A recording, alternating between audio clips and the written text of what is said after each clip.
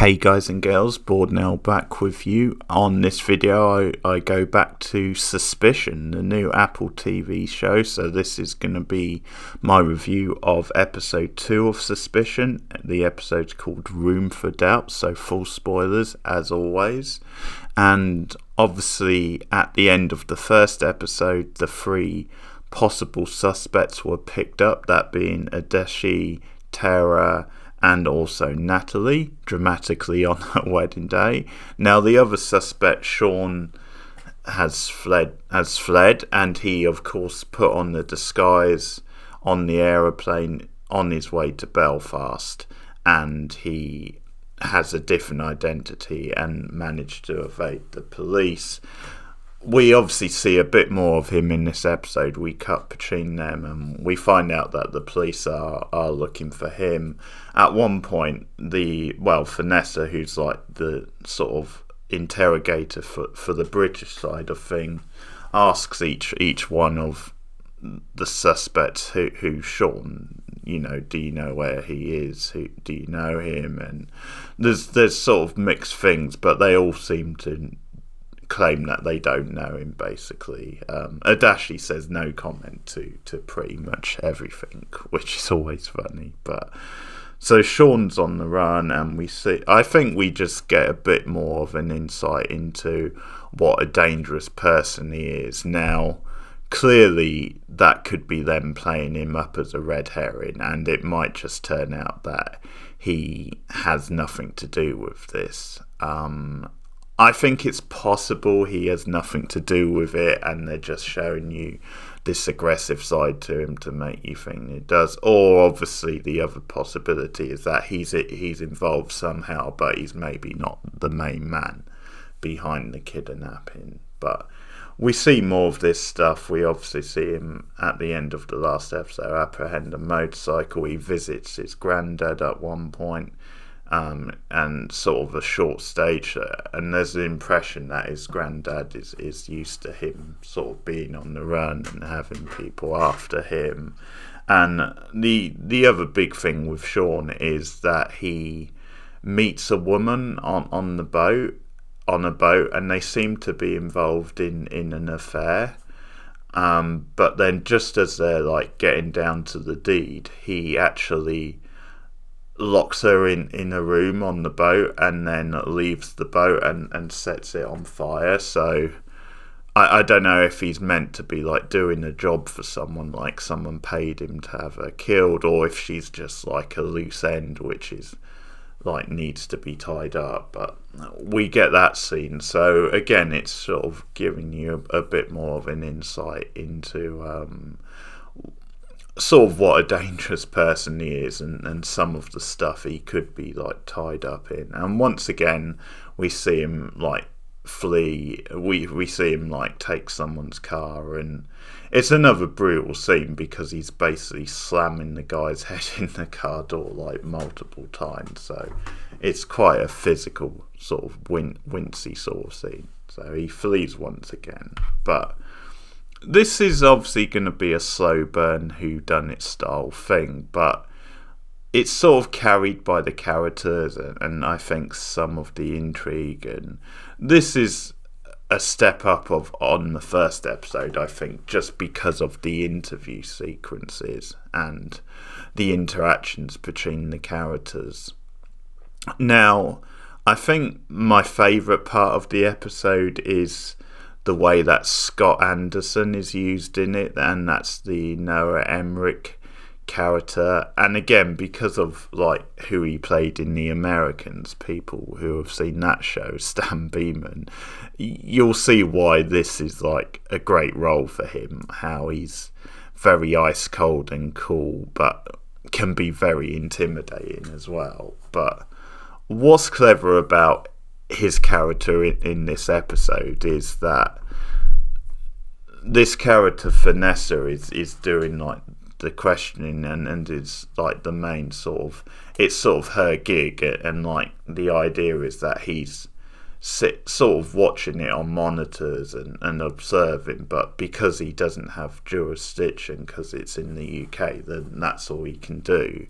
And at one point when they have a break from the interviews, there's like this tension between him and Vanessa where he's like pushing her a bit and saying, you're not really getting anywhere. And at one point, like, one of the bosses says, well, Scott, you can sit in, but don't ask any questions. This is still Vanessa's gig. And I think from there you sort of know that at some point he's going to get involved. But it's really clever the way they use him in this episode, because for a lot of it he sits there in silence and we get those dead stone cold eyes.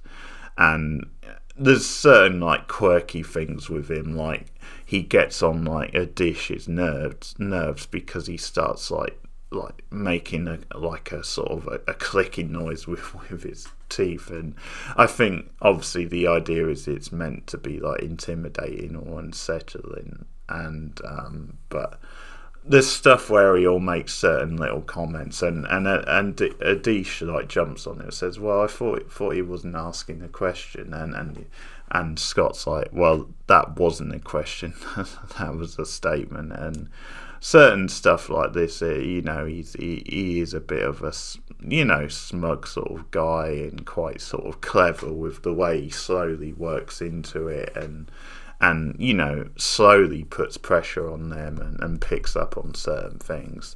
I especially enjoyed the stuff with Tara, the Elizabeth Anstead character. Like, their back and forth at one point is really sort of sparky, because they sort of play on like her kind of drug use when they find her, search her home. Like, they find that she does have some drugs for some like a condition, and also her sort of failed marriage, the fact that she lives with her daughter, but the relationship with her husband broke down, and apparently he made certain comments to them that she was really aggressive and neglectful to her daughter. And I think that's a big part of that scene with her and Scott, where there is quite a spark back and forth between them. But I'll get into some of the like smaller details. So, for example, with Tara, because there's a link between all of them and obviously Leo, the guy who's been kidnapped. And so the link with Tara is, it's revealed at the start of the episode that they were all in the hotel on the day that he was kidnapped. So with Tara, she was there for a conference, like an academic conference, and the reason for that was because like the family had like donated money to the college. But there's also this, what puts suspicion on her partly is because Leo got accepted into the college, and she like questioned it and called for an investigation because she was a bit suspicious that it was sort of the family money that they brought his way into the college rather than him actually earned it. And she says, well, in the end it was proven that it was unfounded, he did earn his place, and so it came to nothing. And then there's some pretty good stuff with Natalie. I think in a way she maybe out of the three gets the most of the episode, partly because we follow her sister Monique, the Nydia West character, and how she starts seeing certain things. So Natalie was in New York at the hotel because it was like a hen night sort of thing, and apparently her sister Monique studies there, so she doesn't see her very often. So she's saying things like, well, it was a good opportunity to meet up with her, have a hen night. She claims she wasn't in the bar for very long, like she didn't stop at the hotel bar that night because they went out other places. Then sort of claims that she got so drunk that she can't really remember, going back to the bar or to the hotel. And then this is called into question. Like the interview, Vanessa says, well, there's no record of you returning to the hotel. And She said she might have gone in a side entrance or something, but so there's that stuff. But as I said, Monique does sort of start finding stuff out, like she comes across the money, like the bag of money that Natalie had tucked away, which she was going to use to pay the mother's debt, and also sees the burner phone. And one thing that's revealed with that in this episode is that there's actually a text from Sean on it trying to contact her, so it's saying, "Where are you? I need that money." So it certainly seems to at least tie Natalie to Sean, and Monique, being the protective sister, obviously hides this from the police because they come and search the place, and Monique finds an excuse to like get out of there, and she's obviously got like the money and the phone tucked under her like shirt. So I think that sort of has potential, that stuff with Monique trying to protect her sister but also trying to find out what's going on exactly. And then we come to Adish, which is his involvement is then he had like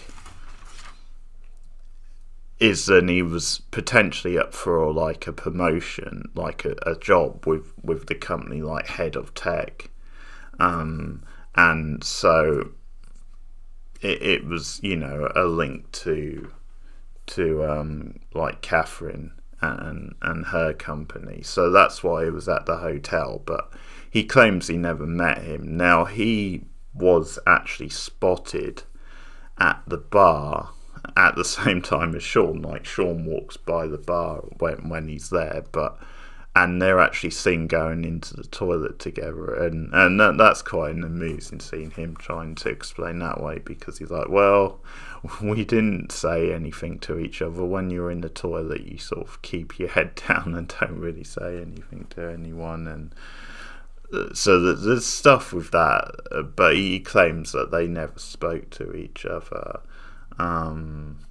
Another thing actually with Natalie, which I liked, was when she's being interviewed early in the episode, is she actually gets the surname wrong of the family. She says Newton, not Newman, and she's corrected by Vanessa. But what I like about that is you could sort of read it as either way. You could read it as like it's her literally just getting it wrong just as a mistake, like she doesn't know them very well, which sort of probably would make her like innocent, but at the same time it could be a tactic from her to try and throw them off, you know, throw them off the scent, because sure, if you get someone's name wrong, as I just said, it might mean you're not implemented. So I like that scene. I just like that little touch of her getting like the surname wrong. That was quite intriguing. But the episode ends with Vanessa deciding to let them all go, and the catch is then she's going to monitor them, and it's getting into like the whole, you know, technical area and the way people are monitored now. So although she's let them go, she's obviously tracking them to see if they like there is anything there. So yeah, good episode. I enjoyed it. I'm enjoying the character stuff, although it is slow burning. I think it set up some good intrigue, and it was great to see Noah Emmerich, who I love, get a bigger part in this episode. So let's see where it's going moving forward. That's Suspicion. That's my review of episode 2. If you've been following this along so far, then do let me know your thoughts in the comments below. Please like and subscribe as always. The next episode goes up on Friday, so I'll be back with a review sometime around the weekend of episode 3. But yeah, share me out on social media as well. Also look for my reviews of another big streaming show at the moment, and that's Pam and Tommy, the Hulu show. I've been reviewing that, so check that out if you've got interest in that. But thanks for listening. See you guys soon.